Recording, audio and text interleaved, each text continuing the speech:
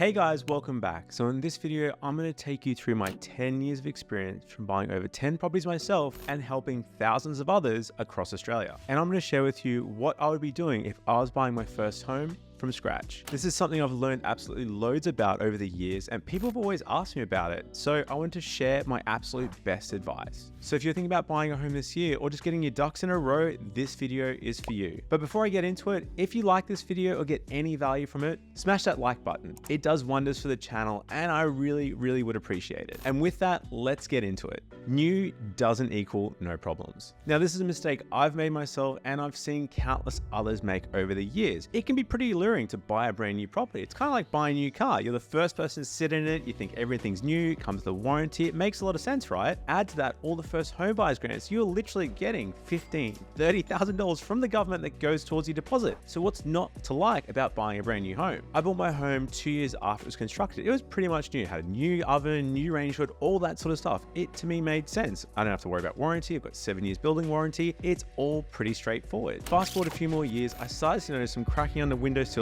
and some water leaking into the concrete underneath. I was still within the 7-year building period and I thought, well, I've got to hit up the builder and see what's going on. The only problem is the builder had gone broke. Now, this isn't necessarily going to happen to everyone out there, but it is worth thinking about that new doesn't always mean no problems. I've also done a whole other video on this, but I saw this when I was buying in my first apartment in Sydney. New buildings can have issues with concrete cancer, the strata, all those sort of checks need to be looked out to make sure it's going to make sense for you to buy new or potentially consider existing. This is where older blocks of units can be amazing. If they've been there for 30 years, it's probably likely they're going to be there for another 30 more. Number 2, check the Rangehood. This happened to Joel, a client of mine a couple of years ago. He went in, did his first inspection, loved the place, made an offer quickly, had it accepted, did his building and pest, everything was right, but didn't take time to check out the property. And what happened? He moved in on the day of settlement, was really excited, went to go cook a celebratory bowl of pasta and found out that the Rangehood didn't work. What a piece of junk. And this is the problem with buying a home. Once you bought it, it's your problem. The good, the bad, and the ugly. With a home, you're buying in the condition that you're seeing it in. So if there's issues with the Rangehood, if there's leaking, if the insulation's missing, it's going to be your problem on the day of settlement. So if you've made an offer and it's accepted, you've still got, say, your finance clause or you've got your building and pest clause, take time to do a second inspection and go through the home in detail. Your building and pest inspector, unfortunately, isn't going to check every PowerPoint and all the appliances. This happened to me a couple of years ago with another place where I didn't look at the oven, didn't check it. And when we moved in, went to open the oven door and it literally fell off. So take the time through the inspection. We have an inspection checklist, which I'll link below. But some of the simple things are literally turning on all the light switches in the house to make sure they work. If there's bulbs out, you can get this fixed up before you go on conditional on the contract. If there's PowerPoints, bring just a simple little socket. I've had some clients go as far as bring a clock radio and testing PowerPoints to make sure they work. Because if they don't, that's going to be your responsibility to get an electrician in to fix it up. The other 2 simple tips I'd have in this would be check the fall for balance, especially older Queenslander type properties that have, timber floors. They can be sort of sagging and cause issues that are going to be your problem to fix. And secondly, check any walls adjoining bathrooms under the sinks just for leaking or damp. If it smells a bit stinky, there's probably a bigger problem there that you need to check out. Another small mistake I see commonly made here is skipping the building and pest inspection. Now, this is something I never did. When I did the building and pest inspection, I was always there alongside the building and pest inspector, just getting them to point out stuff. Hey, check this out. This is an issue. This isn't that big an issue. But if you can, take some time off work, sit down when the building and pest inspector is going through your new prospective home and just understand what they're seeing. If there's any issues, they'll tell you on the spot. Yep, this is going to cost $5,000 to fix. This is a $200 thing. Don't worry about it. And you can potentially use any issues that the building and pest inspector flags to renegotiate the price down, or if it's too big, you can walk away. Number 3, neighbors are really important. Well, good ones anyway. As the saying goes, you can choose your friends, but you can't choose your neighbors. Get off my lawn. Now, I'm sure you've had this before. You move into a new place, it's all going well, you're loving it. There's sunlight in the morning, there's great parks and amenities nearby, but then late on a Saturday night, you hear thumping music with bass because you have a really noisy neighbor. And you got to remember, when you're buying a home, you're hoping to be there for a couple of years, and a bad neighbor can turn a beautiful new home into a horrible experience. So the best way to do this is just to suss out the street on your first inspection. Have a walk around, get a feel for what it's like. If there's junk on the neighbor's yard, it's probably likely going to be there when you move in. Then add to that, try and do a drive-by a Friday or Saturday night just to get a feel for the potential neighbors and what kind of people they are.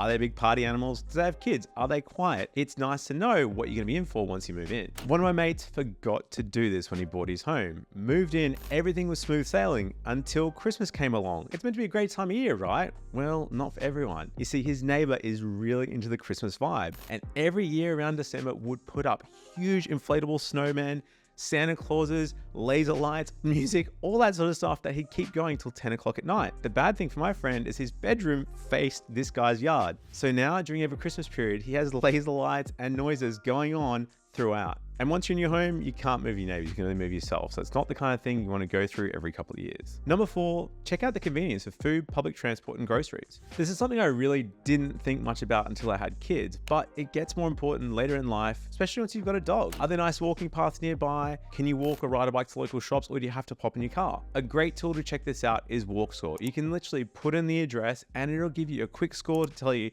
what the amenities are like, cafes, public transport, shops, that sort of thing, just to get an understanding, because it can be hard. You might do an hour inspection on a Saturday, have a quick blast around. Yep, there's a shop there, there's a school zone over there. Sweet, good to go. But this Walk Score actually gives you a subjective score. At least then you're comparing apples and apples with properties. And once you move in, hey, it's kind of cool. I don't need to drive a car to get the milk. Maybe you don't even need a car at all. You can get your bus to work and that sort of thing. It can save on costs there. Number 5, good photos equals a good chance of a bidding war. Yeah, this is something I wish I'd learned earlier on, because the photos can really make or break a listing. It's kind of true in the opposite way. If there's really crummy photos, it could mean you're the only person turning up because people are just looking on their phone, swiping through.